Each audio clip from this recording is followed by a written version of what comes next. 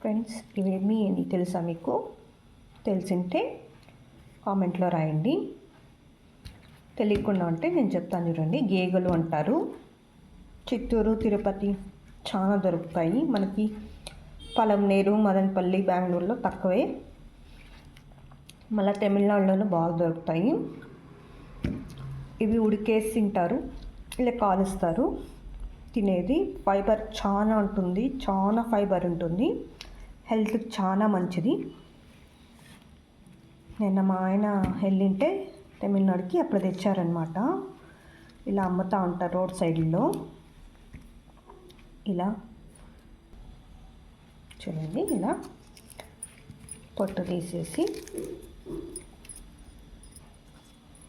ఇలా ఉంటుందన్నమాట.